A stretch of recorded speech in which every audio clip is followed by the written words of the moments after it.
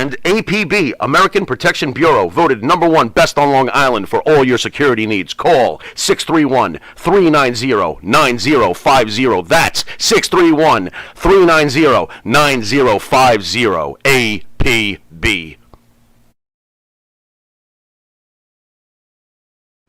Is just this egotistical guy who thinks, and he tests the waters to try to get away with everything. Let's be fair here. I know Vince was running the company. I know it's his people who were doing this, but Vince wasn't. He was in charge. Yes, he should be blamed for what happened to your brother and those other children. I agree 100%. But do you really? No, I do. But do you really? See, I always got, and I'm just being straight with you. Mm-hmm. I've always got like a thing with you where you kind of defended Pat Patterson. It seems like you really don't understand what it means for children to be groomed. It's like sometimes I feel like you're not being serious enough. So that's a great point. So I'll answer your question. I think I had an advantage over your family, right? From what I know from knowing you, you guys were from a broken home. You had some issues. Tom was left on the street. I had parents that taught me when to get out and know the right and what's wrong. And you didn't have that advantage. And I'm not trying to be insulting. I'm no, it's not insulting. I was a thief from the time I was 5 years old because that's how I ate. So when I look at that situation, like Jimmy was saying, it doesn't compute.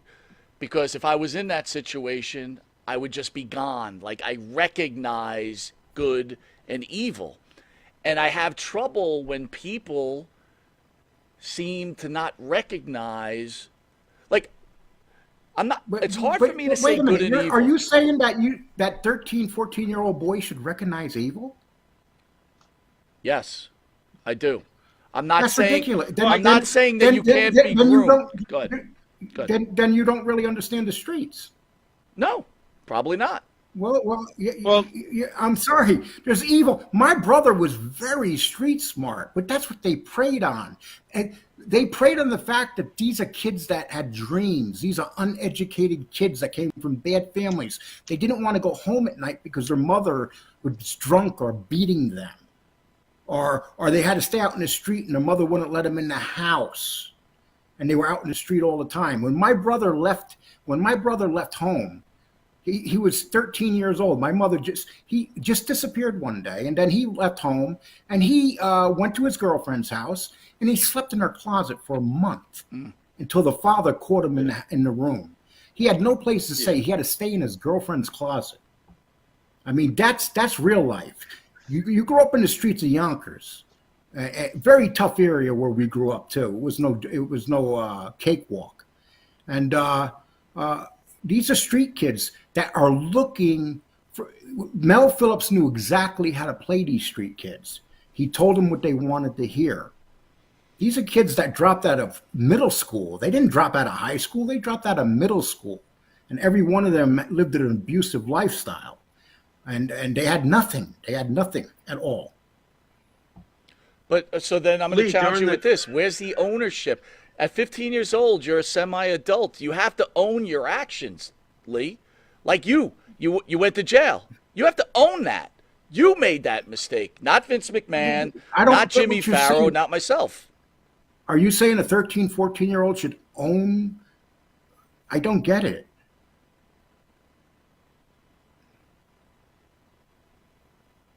Lee, I don't get what you're saying. Listen, dude, I don't get what you're saying. You got those kids. Most of those kids that my brother grew up with are dead. They died of drug overdoses or they died in prison. Most of my friends that I grew up with in the streets are dead because they had no leadership. When you're a child, a young man, and you're being, you've got to start being raised at a young age. 3, 4, 5 years old. When we were 4 or 5 years old, we had no clothes. We were jumping and diving in for our clothing into Salvation Army boxes.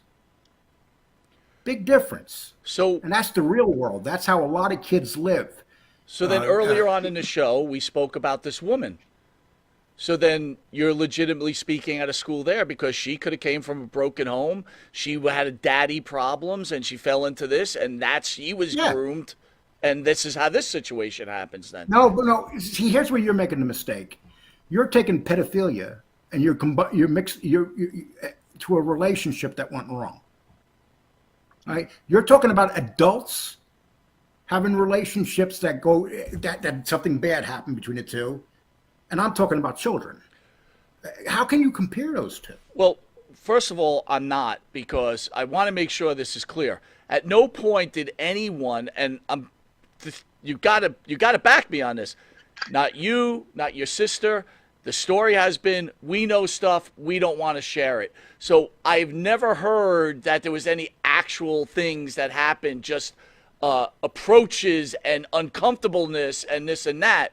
So it's hard for me to like be empathetic because I'm not exactly sure what did happen. You know what I'm saying?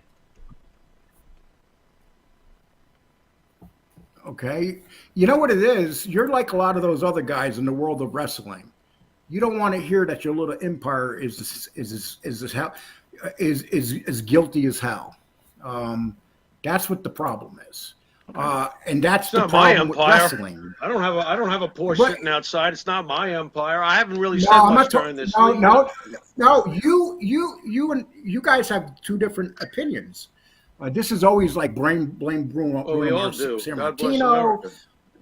You know, blame this one, blame that one. How about if we blamed the guy that ran the company? How about if we blamed his wife who covered up thousands of cover-ups done by his wife? This isn't just Vince McMahon. This is Linda McMahon, too. How about that piece of shit lawyer, Jerry McDivitt? Fuck you, Jerry McDivitt. I hope you hear that. How about that piece of shit? When my brother left that company and went with his children, and he was raising his family, Jerry McDivitt called my brother all of a sudden out of the blue and became his friend. Why would a lawyer pretend to be his friend? Because they always feared him. They feared that what happened. They knew they could never prove that Tom lied about anything. They could say, I lied. I'm a fucking liar. But they could never say that Tom lied. During the whole ordeal that your brother went through, did he have anywhere to go? To get the hell out of there and to go? Did he have anybody he could go to? Yeah, the foster care system. That's where I went. I went to the foster care system, and when I was 15, 16 years old, and the foster care system guy was trying to hit on me. You know, yeah, that's where you go. Okay. You go to the foster care system. Okay. Back of New York, that's the only place you have to go if you're a kid. Nobody wants a 13, 14, 15-year-old kid from a broken family. They wind up in Spofford or in the foster care system like I did. Yeah. Well, you know, I mean, just to make it clear from both our ends, myself and Mike, we clearly, look, we're smart guys. We know the difference between pedophilia and this particular case. Absolutely. You know, we absolutely do. So I don't know what happened there. You know, we totally get that part of it. Listen, right? we're having a spirited debate, and it's all good. Look at it. Right? Yeah, no and it's all good. Unfortunately. Mike's a good guy. Mike's a good guy. We're just having a conversation. So like a conversation. One of the comments, I believe, one of your loyal listeners, Lee, said, Mike Bone says anyone who defends Vince McMahon should be canceled. What do you think about that, Lee? How you like that? What do you think about that, Lee? I think that Vince McMahon should have been canceled a long time ago. I think someone should have taken him behind a barn and put him down like a mangy, nasty dog. How about that? And that's fair enough. Along with his wife and his lawyer. How about all three of them? They were evil people. Evil people. Linda McMahon went to when my brother went for unemployment insurance. Linda McMahon showed up. And the judge was so shocked that she was there. That he was literally pissed, and gave my brother his the unemployment. That's how evil these people are. Lee, I gotta get this in because I really do think that this is the real gist of what troubles Mike and I as longtime fans of Vince's product. Okay. Yes, I am. Vince is a genius. Right. What troubles us is yes, you ain't kidding. Oy. Okay, I totally get that one. What troubles us is that, and I have to ask you this: what makes yourself say, okay, despite all the things that you've said about Vince, and you know what, coming from your heart and soul, I'm sure it's 1,000% true. But what makes someone like yourself go to WrestleMania knowing this must have been impossible for you, knowing what Vince has supposedly done to your brother? What makes Janelle Grant stay for, oh my God, 3 years? What makes you, okay, I'll put it your way that you'll totally get. What makes you dance with the devil, even if it's for a second or a WrestleMania show? I had no choice. Listen.